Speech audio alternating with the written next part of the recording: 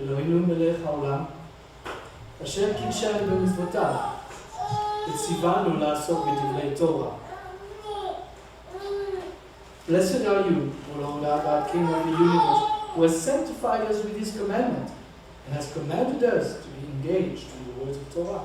O Lord our God, we ask that you make the words of your Torah sweet in our mouth, and in the mouth of the entire people of the house, of the greater house of Israel. May we, the descendant of your people, of the greater house of Israel, know your name and study your Torah for its own sake. Blessed are you, O Lord, who teaches Torah to his people. Blessed are you, O Lord our God, King of the universe, who chose us from all peoples to give us his Torah. Blessed are you, O Lord, giver of the Torah. So this coming Thursday is Rosh Hashanah, starting, of course, at sundown on Wednesday night. The Yad News Update has a PDF reader with a lot of interesting information about it. And it's a PDF, you can download it. It's a very good reading for Rosh Hashanah.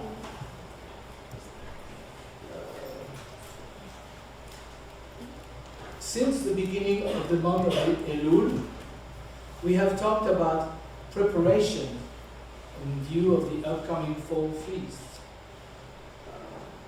For you who are more familiar with it, you know that this time, since the beginning of the month of Elul, represents a time of introspection and soul searching.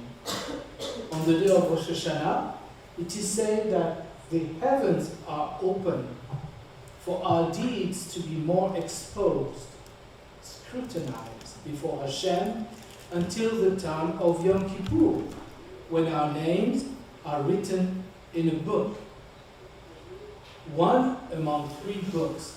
It's a little bit like I always say, getting a letter from the IRS for an audit. We have 3 books: the book of death, the book of life, and the book of the undecided. That might be a very new concept to some of you. I always say, if you're not in the book of life, well, you're gone. You're gone. But in Judaism, it is the book of life, the book of death, and the book of the undecided. If you look in that Rosh Hashanah reader, it talks about how the word book is used in the plural in the Torah. As a disciple of Yeshua, our names are written in the book of life. So that's good. There is also an eschatological understanding of Rosh Hashanah, something about end time. And that is the coronation of King Messiah. When we as believers celebrate Rosh Hashanah, we thank and honor him for his redemptive work, which allows our name to be inscribed in the book of life. On that day, we also crown Messiah King in our lives by making sure we are worthy subjects. And we do that by inspecting our soul and to see if our lifestyle matches our verbal confession and declaration to serve the King of Kings. We honor our King, we crown him King in our life by our obedience to his command. So, the concept of shofar, plural shofar, of heaven being open should not be foreign to us. Any reader of the Brit Hadashah, that would be it should not be foreign. We read in Revelation 1, I, Yohanan, am a brother of yours and fellow sharer in the suffering, kingship and perseverance that come from being united with Yeshua. I don't know if we get the gist of what he just said. a fellow sharer, that means with us, in the suffering, kingship and perseverance that comes with being united with Yeshua. Basically, we take Yeshua, it's part and parcel. We shouldn't tell your life will do better. No, part of it, yeah.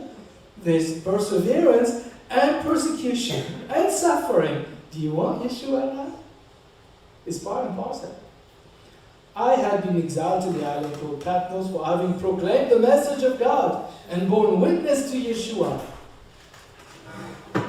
He was not a prisoner for having broken the law. He was a prisoner for having proclaimed Yeshua.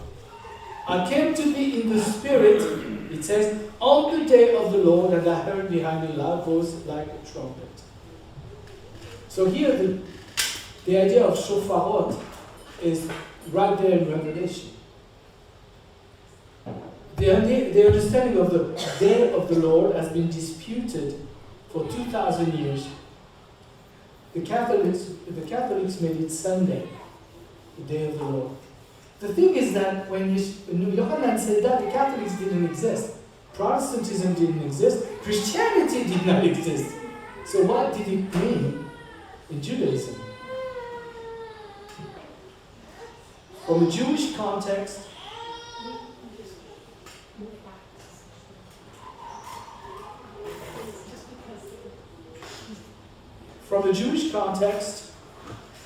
I agree with David Stern, who wrote the Complete Jewish Bible as well as a commentary on the Complete Jewish Bible. It looks like this.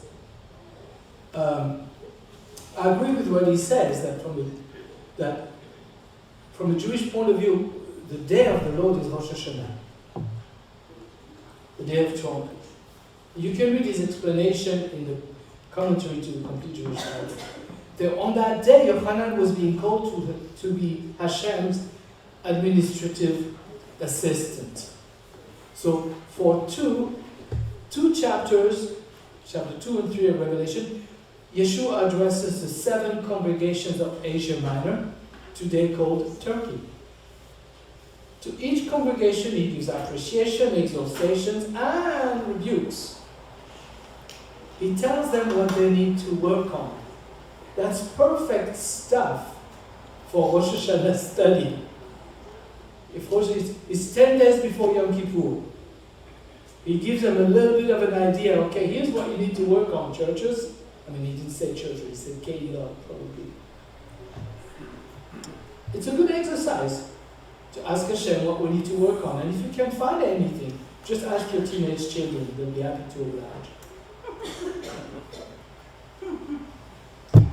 After the job of taking transcript of letters to the congregation, after that job was done, in chapter 4 we read, I looked and before me was a door standing open in heaven. So here we have the Jewish idea of heaven being open from Rosh Hashanah to Yom Kippur, right there in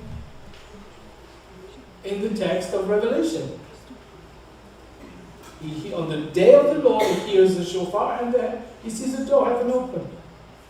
And the voice like a shofar, which I heard speaking with me before, said, somehow the voice of Yeshua comes like the voice of the shofar.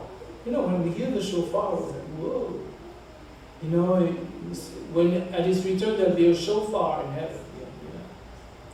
He says, come up here, I'll show you what must happen after these things. And instantly I was in the Spirit, and before me in heaven stood a throne, and on the throne was someone sitting.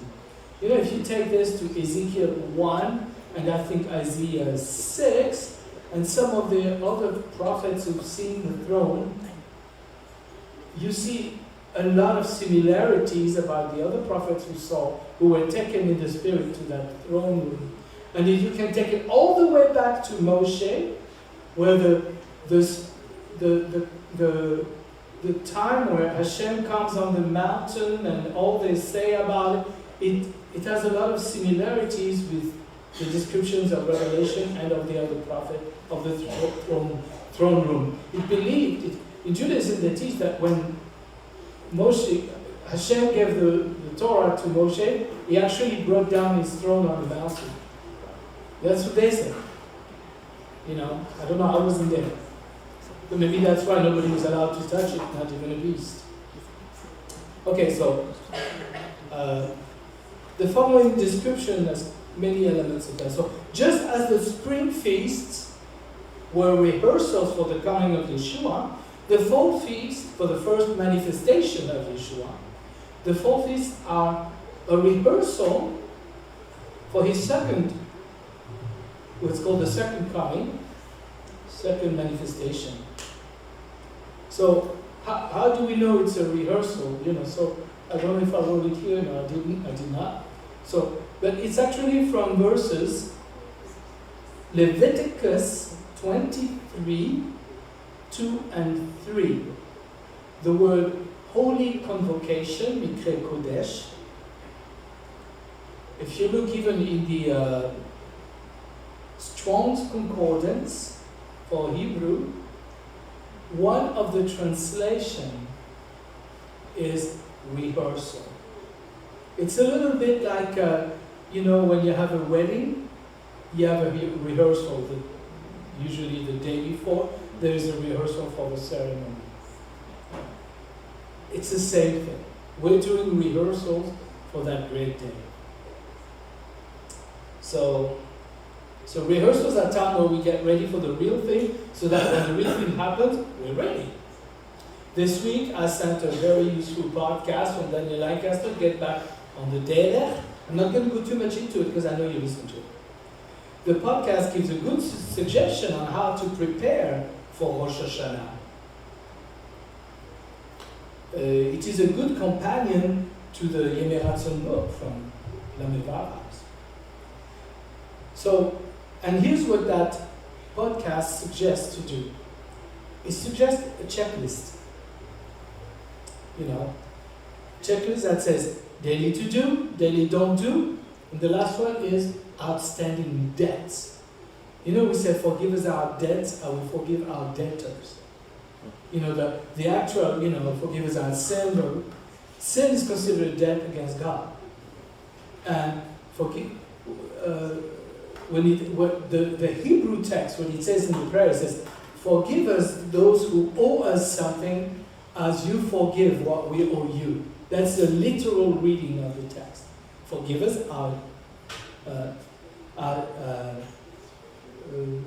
forgive us our debts as we forgive our debtors. And then in Luke it says, for if we don't forgive those who owe us, God will not forgive our debts either. Ooh! Oh my. Getting tough to be a believer. So, daily to do is resolution of things we need to improve on with practical application. We all have things that we could improve on, right? At least I do. With practical applications. For example, some examples, memorize scriptures, reach out to the disenfranchised, be more faithful in our prayer life, etc., etc. There's a lot of others, personal things, but those are the ones you know. Daily don't do. Resolutions of things you don't want to do anymore. We don't want to do anymore.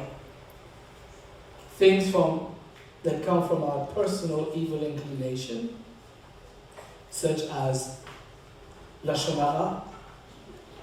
Now, I want to go a little bit into this one. You know, because this one, Lashon Hara, is one that sometimes we don't know. We don't realize that we do it. You know, so originally, Lashon Hara was, it comes from the story of Miriam and Aaron publicly dissing Moshe, disrespecting him and dissing him, accusing him of pride publicly, which was very bad, you know. So technically we could say it's just about dissing God's ordained leadership. It does say somewhere in the text, in the Torah, you shall not talk against the leader of your people. It's a commandment. So, but with time, it became the notion of slander and gossip. Slander and gossip. So what is slander? Did I write it here? No. Slander, I took it from the dictionary because I'm still learning English. So, the utterance of false charges or misrepresentations which defame and damage another's reputation. Well, I'll repeat that. The utterance of false charges. So maybe we have a charge. If we don't know it's a true charge, it could be false. So unless we're sure ourselves that the charge against that person is true, we should not say it. Because then it could be a false charge. And then we become guilty of Lashon Hara. Or misrepresentation that defame and damage another's reputation. So I would say, if we don't know, when in doubt, don't. It's better not, if we're not sure, better not to talk about somebody else. We could defame their reputation. And what is the reputation they want to have? We don't even know that. So we could be even doing it without knowing. So it's very important. I talk about this type of stuff because I've seen in congregations all around, it's the main culprit for breaking congregation. Somebody says something, bingo. Very easy. Ooh. So another one is, another definition is a false and defamatory oral statement about a person. So slander really happens when we repeat something we heard about someone. So most of the time, we don't check if it's true or not. Most of the time what we do, we try to, there's always a behind reason why we share something about someone. If it's negative, there's a personal reason behind it. What defines if we believe what we hear about someone is very often our own personal prejudice about the person. If we like the person or not. And that's what defines if we repeat it or not. And we need to be careful about this. So what I always say is better not to talk about people, period. Just talk ideas. Now, if there is someone, then talk to the congregation, I would say to the leadership. Something needs to be addressed. Gossip. What is gossip? Casual or unconstrained conversation or reports about other people. Almost the same type of thing. Casual. Typically involving details that are not confirmed as being true. The tongue is called a fire, deadly poison, a tool of Satan. That's how the Bible defines it. Now, if I had nitroglycerin in my hand, a little flask, would I run? Would I jump? Would I, hey, let's throw it, I would go.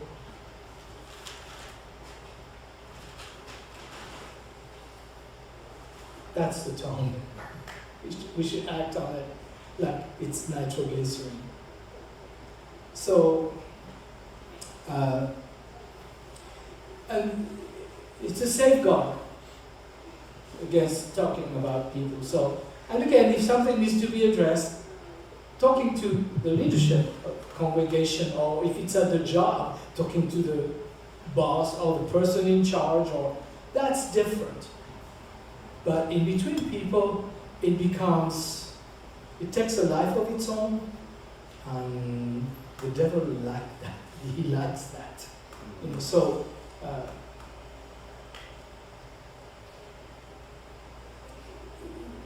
and even about telling, for example, leadership about something.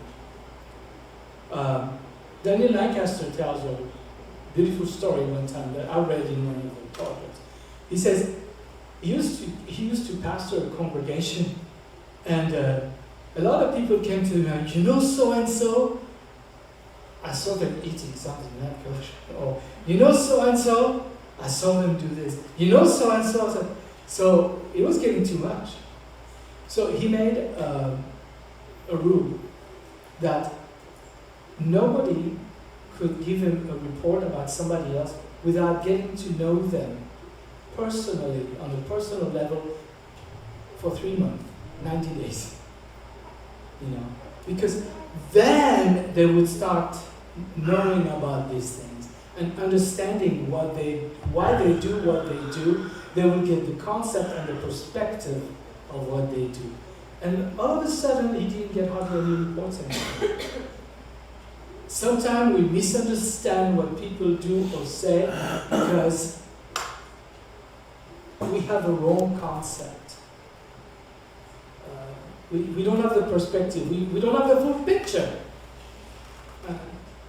Even in talk, sometimes people say things in jest, and we can misunderstand, or because maybe we don't have that same sort of sense of humor, and it becomes an offense, and oh boy, terrible. So it's good to get to know people before we assume offense.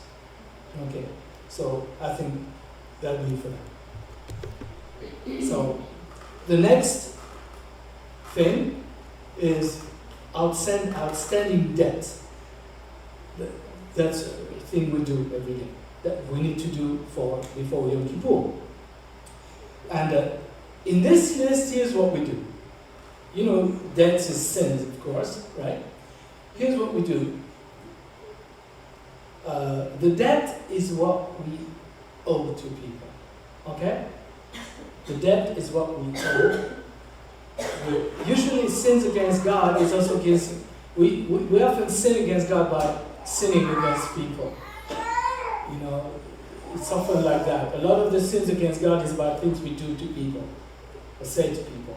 So the debt, okay, there is two types of debts. What we owe people and what people owe us. So what we owe, how do we take care of it? Maybe we owe an apology to somebody. Maybe we owe a kind word or an appreciation that was not given. Maybe we owe a kind deed to somebody. Money, maybe we owe money. Whatever it is, to clear that debt, we need to pay up. What do we owe to people? You know, maybe a thanks. You know, a thanks is really great. And then there is a side of debt of what people owe us. Oh boy. What do we do with that one? So for that one, you go to their house and you take them by the neck and say, pay up! No. No. For this one, we erase the debt. We cancel it. And we never talk about it again. And that very concept of what to do with outstanding debts is the very idea of forgive us our debts against you, as we forgive the debt people owe us, what people owe us. Forgive us what we owe you in the same way we forgive the people who owe us. And Yeshua talked about that in the parable of the wicked servant whom the king had forgiven a large debt, while he would not forgive a small debt to somebody who owed him. We know that parable, right? So, the ultimate goal before Yom Kippur is to clear that list. We pay up so we don't owe anything anymore to anyone, and we forgive those who owe us, those whom we believe owe us.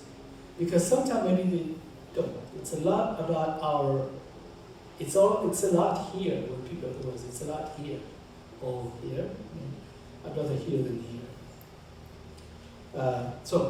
But I won't say too much about that because I'm sure you have listened to that podcast. If not, it's a very good one.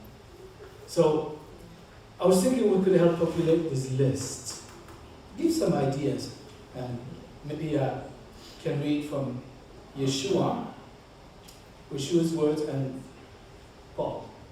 So here in Matthew 24 we read, as Yeshua left the temple, he was going away, Talmudim came to him, and they called his attention to the buildings. They were doing they're Galileans. They come to Jerusalem, they see the beautiful buildings. You know, Herod's temple? Even the Pharisees, who hated Herod, it's written that they said, if you have not seen the temple that Herod did, you've never seen a beautiful building in your life. He was a bad king, but a great architect. So they say, hey, look, beautiful buildings. And Yeshua answers, you see all this? I'll tell you, they will be totally destroyed. Not a single stone will be left standing. And when he was sitting on the Mount of Olives, the Talmudim came to him and said, when will these things happen? What will be the sign of your coming? And that the Olam Hazeh, this age, is coming to an end. They were aware that when Yeshua talked about the destruction of the temple, that was a sign of the end of the age. They knew the eschatology. Now Yeshua answers, watch out. So here's his answer. I think those are important words for us. Don't let anyone fool you. Many will come in my name saying, I'm the Messiah, and lead many astray. There's always a whole bunch of people in the world saying they're the Messiah. But once in a while, even in Israel, there's one that comes up on the Temple Mount Plaza or something. You will hear the noise of wars nearby and the news of wars afar off. To see that you don't become frightened. So when you hear of war, don't become frightened. That's what he's saying. We hear of war, what do? We become frightened. But he said don't. Such things will happen. But the end is not yet come. For peoples will fight each other. Nations will fight each other. There will be famines, earthquakes in various parts of the world. But this has been our world, right? Especially since the age of the internet, we are much more aware of everything that's going on. But all this is just the beginning of labor, of birth pain.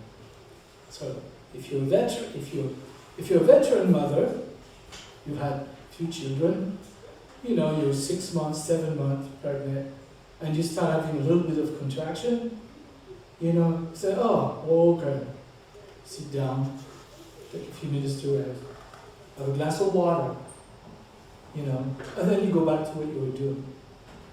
But if you're a first-time mom, so at 7 months, I start getting say, rush to the hospital. And that's normal. We don't know. It's normal, so that's what he says. When you see all these things that he just described, that's the beginning of birth pain. You don't freak out, don't be like Chicken Little. The sky's falling. So the disciples saw all these things after Yeshua left. They saw all these things that he just described. He saw them in their own lives. They could say, oh, wow, just like we do today. So, war's coming in the Middle East since the end. They were doing the same thing. It's normal. So, and these things are going on until today. And then he says, at that time, you will be trapped into belief, betraying and hating each other.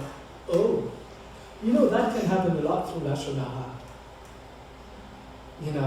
Many false prophets who will speak Lashon Hara will appear and fool many people. And many people's love will grow cold because of increased distance from Torah. Paul talks about false prophets. They all come from within the body of Messiah. They're not people from outside, from the other church or the other thing. They are from within. So whoever holds out till the end will be delivered, and the good news of the kingdom will be announced throughout the whole world as a witness to all the goyim.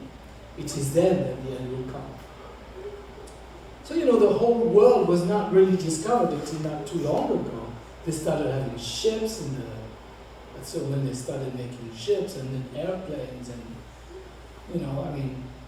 so these things happened in the disciples' day. They're happening today. There's nothing new about it. Now comes the punchline. Is it there? No. Is it 15? Yes. When you see the abomination that causes desolation spoken through the prophet Daniel standing in the holy place, let the reader understand the allusion.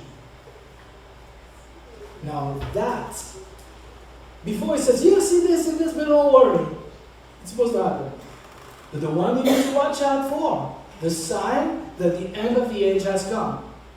Okay, the sign that the end of the age has come is Matthew 24:15. That's Yeshua's answer. So, what this Matthew 24:15 alludes to is the story about Hanukkah. The disciples of Yeshua, the first century CE, believed they would see the return of their master in their lifetime and of that of their children. This is why all the epistles from Paul are in the present tense. They saw all these things, the war, and the famine, and the earthquake, and the false prophets, all happen in their day. So that means that, and this is something we will study more in depth in the next Torah Club cycle, when they saw an idol set up in the temple of God, as they saw that as their sign to skedaddle out of Jerusalem. He says, when you see the abomination of desolation spoken about by the prophet Daniel, he's talking about Hanukkah, when the Antiochus wanted to put an idol in the temple. He says, when you see that happening again at the end, that's your sign that the Olam Hazeh is terminating. And old Emperor Domitian, he did persecute the believers, and he actually tried to put a statue of a Roman god with his own face in the temple in Jerusalem. Okay, that's what he tried to do. This attempt was stopped by the people of Israel, but the believers may have seen it as a fulfillment of Matthew 24:15, especially when, come on, I didn't do that.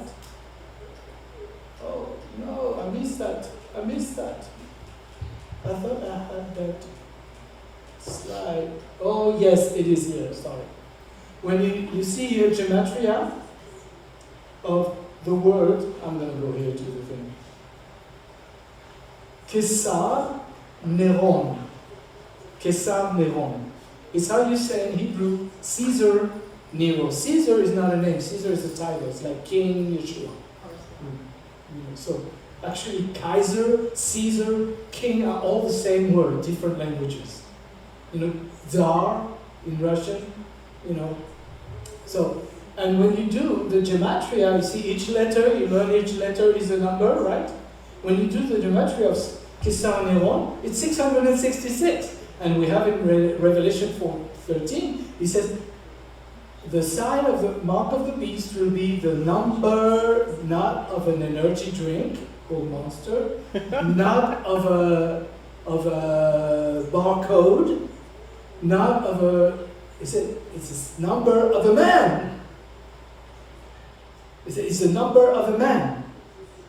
So, can you imagine the disciples in there just see, Kesar Neron, gematria 666. He wants to build an idol in the temple. Don't you think they would have thought, oh my, Matthew 24:15. I mean, it was not written yet, as it is now, but exactly what Yeshua said. So,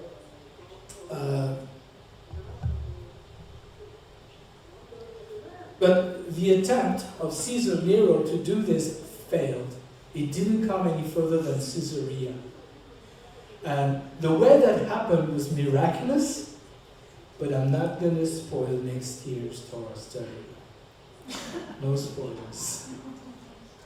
So, it is a very important principle in the Jewish understanding that a prophecy, like there's a whole prophecy, okay, saying, and this will happen, let's say I'm going to make up something, and you will buy a field and you will grow carrots, and you'll have 1,000 carrots, and some will be of different types of carrots. Okay, that's a prophecy. The prophecy started fulfillment by the field, and we grow carrots, and we have a harvest of carrots, but it doesn't grow 2 types of carrots. In Judaism, you'd consider that, okay, part of the prophecy has been fulfilled, but the last part is for the end. there is still a part to be fulfilled. Because, in the world of God, there is no time. Everything, there's no disconnect because of a time period. So, lives in eternity. So when the disciples saw these things happening in their own time, this is why much of Paul's writings are in the present tense. But I like personally that it's in the present tense because it makes every generation think about it in the present tense. So we get ready. Because if they say, in 3,000, there'll be this, and okay, 3,000, and after in 2,000 years, okay, well, don't need to worry about it. In 1,000 years, don't need to. By that time, the children will have forgotten, the book will be forgotten, everything will be forgotten. So it's good every generation thinks about it in their own generation. We train ourselves and we train the next generation and next and next. If we're lucky enough to live to see our great-grandchildren. So this way we don't get complacent. So whereas Nero and Domitian may have been Antichrist, small a's, they were not the Antichrist, big A. They were foreshadows. Today, we may not live under the Antichrist, big A, but our children might. If not, our grandchildren might even more. So to talk about it today and get ready today is important. So as a preparation each year, we celebrate the fall feasts, which in Hebrew are called rehearsals. We rehearse for that blessed day, and as we do, it's a witness to our children and our grandchildren. And in Judaism, we don't try to figure out the coming of Messiah, not the date. All we know this is the season. Which year, we don't know. Yeshua said only the Father knows. He doesn't even know. So, okay. So as the people did in the days of John the Immerser, we must today answer the cry of prepare the way of Adonai. After Yeshua spoke about the abomination of desolation, he says that they will not come and see the abomination, blah, blah, blah. And then he gave warning of the false prophets. But then he gave ways to prepare for that day. The rest of Matthew 24 and Matthew 25 are all how to prepare. So I'm not going to read everything, I will narrate it. But the notes are sent. So first in Matthew, at the end of Matthew 24, and I don't have it written here, he talks about the kingdom of heaven is like a man who went on a journey and he gave his land to people, and then he comes back and he wants to get his return from his job. And if he says, but if his servants, they didn't do their job of taking care of his kingdom, taking care of his property, but beat the other ones and start partying and everything, the servants will be thrown out. So he's talking to us. He's talking to us. We are the servants, and we're supposed to take care of the world for him. He came for 3 years, he taught us, and we're supposed to take care. So that's the end of Matthew 24. And then he's going to continue in Matthew 25, where he gives the parable of the 10 virgins, 10 bridesmen, who took their lamps and went out to meet the bridegroom. The bridegroom. So 5 were foolish, 5 and did not have their oil. 5 were wise and had their oil. Okay? So every church will interpret the oil a different way. Some say it's the Pentecostals will say it's the Holy Spirit. Some others it's salvation. Some others say everybody. But the text doesn't say. But it explains later. We just have to keep reading. It if we keep reading, there's very little to speculate. He gives that whole thing from Matthew 25, 1 through 13. He talks about the 10 virgins. There was 5 virgins who didn't have oil. Okay, we know the virgins represent the bride of Messiah. Okay, what is that oil? What is that oil? So he's going to explain. It's very simple. He says, he continues with Matthew 25, 14 to 30. You know, about a man. He says, it will be, the text of the virgin ends with, but he answered, indeed, I tell you, I don't know you. He answers to the virgins who did not have the oil. I don't know you. Then Yeshua said, so stay alert, because you know neither the day nor the hour. And then he continues, for it will be like a man about to leave home for a while. He's going to explain through the next parable. And what does he talk about in the next parable? About the servants to whom he gave 5 talents. 5 talents was the equivalent of 100 years' wages. To another he gave 2 talents, and to another 1 talent. To each according to his ability, and then he left. In this, he's explaining the virgin's parable. So, of course, he left and he come back and he says, what have you done, my talent? That's what happens on Yom Kippur. What have you done? I didn't give it to you so you could go and have fun. There was a mission to go with it. So again, say, okay. The oil is like the talents that we receive. Okay, I get it. But what do the talents look like? What do they look like? Okay. So then he gives the punchline. The parable of the talents ends with, as for this worthless servant, throw him out in the dark where people will wail and grind their teeth.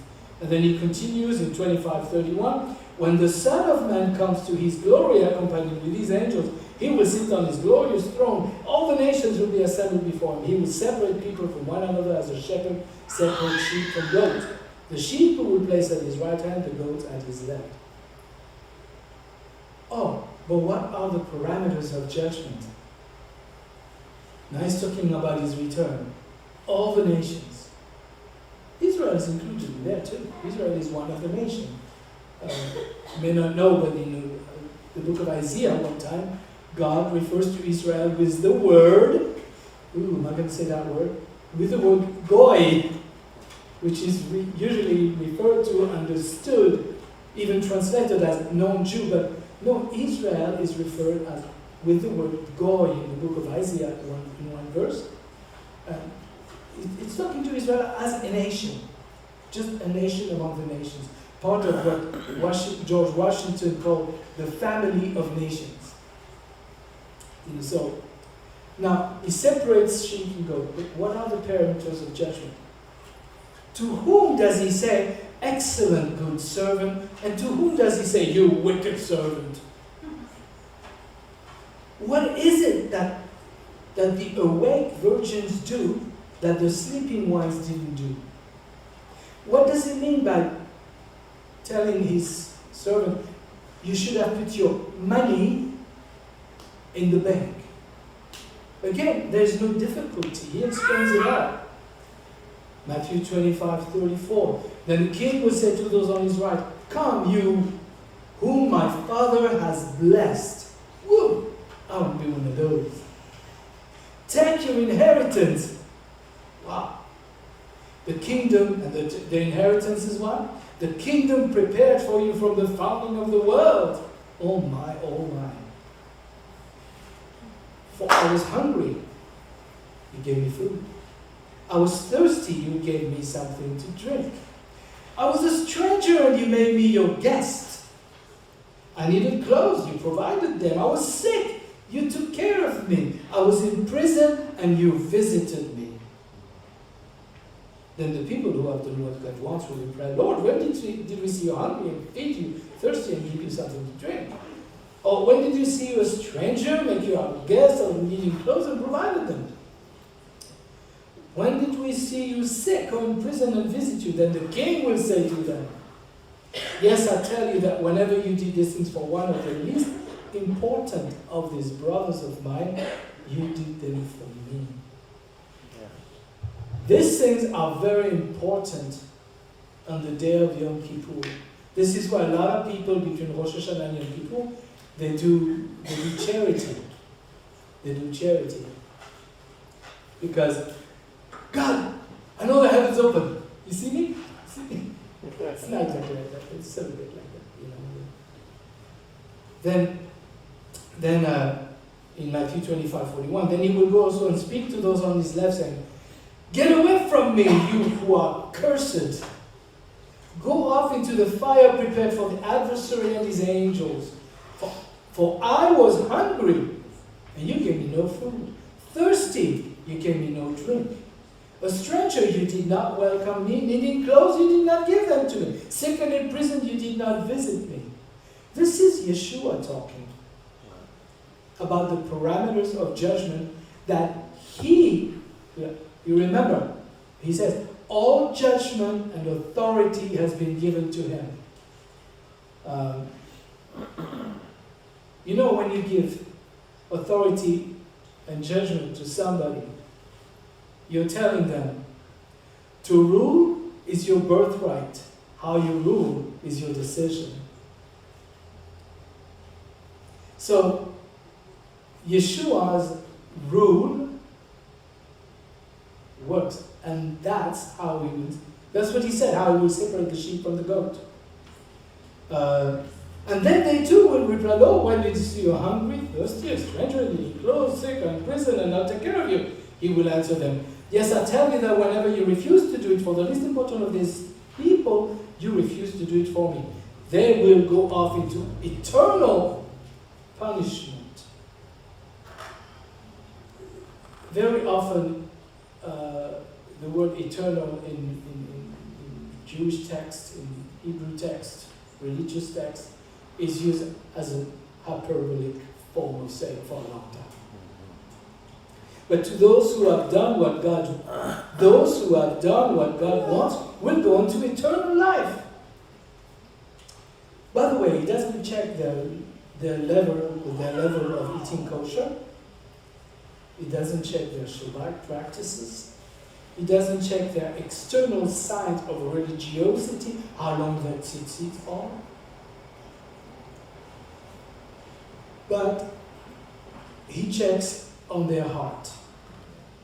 He checked that their heart are truly circumcised with the circumcision of Messiah, which is something we talked about last week. Not that these other things don't matter, but like Yeshua said, you should have done these things and not neglected the other. He says, I prefer mercy to sacrifice. I prefer compassion to ritual obedience to the rituals. One without the other is empty. Something that James taught. He said, did I write it? No. Oh yes, we talked about it. The religious observance that God the Father considers pure and faultless is this. He was a half-brother of Yeshua. Same mother, not same father. To care for the orphans and widows in their distress and keep oneself from being contaminated by the world. Contaminated by the world is influenced by its pride, the pride and selfishness and vanity of the world. Paul taught the same thing. He gave to the Thessalonian congregation a readiness class in the form of a checklist for that coming day. Oddly enough, unlike some today who urge us to be ready, this checklist didn't have anything to do with, ready for the end time. People say, oh, you gotta get yourself some weapons or gold or get off the grid or all physical preparation. Paul was getting congregations ready for the end time, for the return of Messiah, persecution and whatever else. He didn't tell them anything about physical preparation. He says, Paul's idea of preparation of the congregation was first and foremost. Not that these other things don't matter, they do. But Paul was concerned first and foremost concerning their interpersonal relationship, their spiritual walk, as well as their relationship with Hashem. Here's what Paul says. In 1 Thessalonians 4, he starts talking. He says, Lord himself will come down from heaven with a rousing cry, with a call from one of the ruling angels, and with God's shofar. Hey, here we go. Here we have that shofar. You know? Those who died united with Messiah will be first to rise. Will be standing there and says, oh, Grandma. Then we who are left alive will be caught up with them in the clouds. So here they come up and we all go together. Somewhere it says no one will get there before the other. Then we will be caught with them in the cloud to meet the Lord in the air, and thus we will always be with the Lord. Doesn't say we go to a planet called heaven to play harps forever. So encourage each other with his words. So he's talking about the return of Yeshua. Then he continues in chapter 5. But you have no need to have anything written to you, brothers, about the times and dates when this will happen. We don't need to write to you. Brothers is talking to the Jewish people in the congregation. Brothers. I don't need to write to you about that. Because you yourself well know that the day of the Lord comes like a thief in the night. So most people will say, aha, he's saying, I don't need to write it to you because you know that you can't know when he comes. But if you know the Talmud, you know that the day that comes like a thief in the night is a reference to Rosh Hashanah. Is a reference to Rosh Hashanah. It says, you don't need me to write to you about this because you already know. That's what he's saying. And then he says, for you're all people who belong to the light, belong to the day. This is a Talmudic way of saying you have knowledge. Light is, to know means to be in the light. It's a Talmudic reference. We don't belong to the night or to darkness. We're not ignorant. So let's not be asleep. Now he's talking about being impervious to not be like the virgins. Not be doing our Torah responsibility. Like the rest are. On the contrary, let us stay alert and sober. Let's have our lights on. Do what we need to do. Take care of the congregation. Take care of the poor, the orphans, the widow. This is what we need to do. People who sleep at night. People who get drunk at night. But since we belong to the day, let us stay sober. We are awake. We know. We have responsibility to take care of. And then he goes on. And from verse 11 starts the checklist. He tells them, yeah, we're ready, we got this, you know, so you got to be awake. And so therefore, now he's going, what does it look like to be awake? What does it look like? Again, we can say, oh, it's this, it's that, it's this, it's that. We don't need to do that. He explains. There's very little to guess in those texts. Checklist. Okay, well, there's nothing. Oh, okay, so 1 Thessalonians 5:11, he says, therefore, because the day of the Lord and you'll hear the shofar, and because you're awake, and because you know, and blah, therefore, now he's going to say what it looks like. It's very simple. Encourage each other. Encourage each other. That means edify, build up, be nice to each other. If we believe Paul was the leader of the congregation, that's the commandment. Amen. We are commanded to encourage each other. And build up each other. Oh, another commandment. Just as you are doing. Basically, he says, keep up the good work. He was maybe happy with the Thessalonian congregation. He's saying, you guys are on the right track because you encourage each other. You build up each other. It's so great. 5:12. We ask you, brothers, to respect those who are working hard among you, those who are guiding you in the Lord and confronting you in order to help you change. Oh, he's talking about the congregation leaders who sometimes have to come and say, you know, you need to change this a little bit. Maybe you know that little attitude or maybe, or maybe they may not always do that. They may not always do it like this. Most of the time, I think a shepherd, the way he will address them, he will trust that the congregation understands and is tuned in, so he will do it during a midrash. And expect that that person will say, oh, that was for me. That speaks to me. That's the best way. That's the best way. We should be sensitive. One time I talked about the voice. We should be sensitive to the voice, whether it comes through the midrash, through reading on the Torah club, when we do our Torah study, through sometimes a child. A child is amazing. A child has no motives. He just tells you, how did I do that? Ooh. Those who are guiding you in the Lord and confronting you in order to help you change. Treat them with the highest regard and love because they work, because of the work that they are doing. Respect and make it easy for the leadership in your midst. So that's important. Here another one. Part of the checklist, okay? Live at peace among yourselves. Now it's getting tough. We all have different personalities. And sometimes we may have somebody, their personality kind of rubs us the wrong way. But that can be avoided. Maybe we don't know that our personality doesn't rub somebody else the wrong way. So forgive them the way we want to be forgiven, right? So he says, live, and it's pronounced in the imperative, an order, a command. Live at peace among yourselves. It's an order.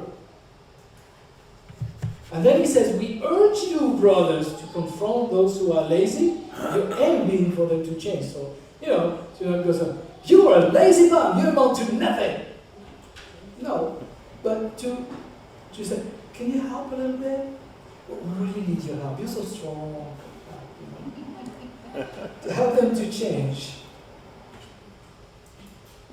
We urge you again to encourage the timid. The timid in the text means somebody who's, we should not be too assertive, and we should not be always in the corner. I'm worth nothing, I can't talk to that person about you. Encourage the people who are shy, come on, bring in people. And we don't do that by saying, hey, come on you, be over there. No, we lift people up from below, from under. We go from under to lift them up. Sometimes they don't even feel it. That's the best one. We urge you to assist the weak. To assist the weak. Whoever is weak, we should assist. He is telling the congregation, like I always say, if we don't hang together, we're surely going to hang separately. That's what he's doing. He's teaching them to work together. Yes, there's the weak. Yes, there is the lazy. Yes, there is the proud. Yes, there is... Live at peace with everybody. That's what he's doing. Oh, the next one, I don't know. It says, we urge you to be patient with some people. Oh, sorry, I read wrong. With everyone. Be patient with everyone. That's especially difficult sometimes in leadership. Sometimes, be patient with everyone. And see that no one repays evil for evil. No one repays evil for evil. Oh my gosh, this is getting tougher and tougher, this discipleship business. On the contrary, always, I don't like that word always. I try my best to not talk in superlatives, but there he's doing it all the time. Always try to do good to each other. Sometimes, not always. And then he repeats it, indeed, to everyone. Always, and he repeats it twice. My gosh. Another superlative. Always be joyful. This is what he's giving us preparation for the coming of the day of the Lord. Pray regularly. You pray about how you organize it. You can use the model of whatever. Pray regularly. Now the next one is nearly impossible. In everything give thanks. And then he really pushes his finger on it. For this is what God wants from you who are united with the Messiah, Yeshua. Oh my. And then he says, don't quench the spirit, don't despise inspired messages. Okay, the key word is not message, the key word is inspired. The word inspired comes from spirit. Messages from the Spirit of God, not other spirits, not some other spirit. But do test everything, like Paul said, we're supposed to weigh prophecies. Test everything, hold on to what is good. You know, so, this is good. And sometimes in prophecy there is that, you know, the good, the bad, the ugly. And then he says, but keep away from every form of evil, like disobedience. And then he ends this whole checklist with a prayer. He says, may the God of Shalom make you completely holy, set apart. May your entire spirit, soul, and body be kept blameless for the coming of our Lord Yeshua the Messiah. That's what we use this word to practice that coming. The one who's calling you is faithful. He will do it, even if he does it after a day, a week, a year, or after our life. This was Paul's advice to the believers of his day in order to prepare them for the coming of Yeshua. If it's good enough for them, I think it should be good enough for us. These are important things. Ephesians chapter 3 gives us more, and you can do that for homework. These are good things to study and put in our notebook. I would like to end with this. In Deuteronomy 11, the children of Israel, Moshe says before the children of Israel, I put before you curse and blessing. Of course, he was talking to the children of Israel about obedience and disobedience. Yesterday, Benjamin Netanyahu used that same message. Also, it's in Deuteronomy 40, I put before you life and death. Same thing, he's talking the same thing. It's actually from the Parasha, recent Parasha. The curse is death, the blessing is life, obedience. So we have here this man, I don't know if you heard this speech. It's full of Bible. He's teaching the Bible to the UN in a very uncompromising way. And I would like to play the last 2 minutes because I think it's really neat. The last 2 minutes, I don't know how we're going to do that. I have it, I think it's at the right place. Okay, I'm going to put my microphone here because I don't know if it's going to come out.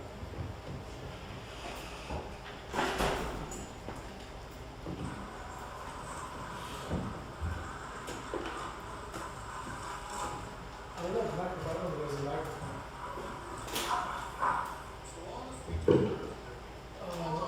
I thought you replaced the microphone. You need a microphone? Do a microphone. Oh, maybe, yeah. Maybe give it a lot of audio.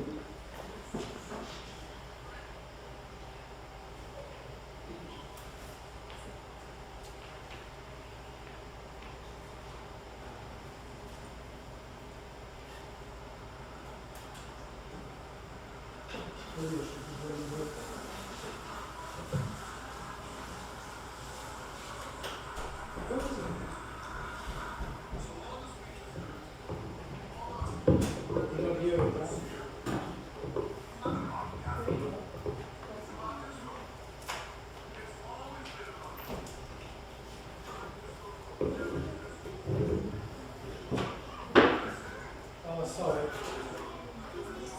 Okay, I want you to do that. Something to play.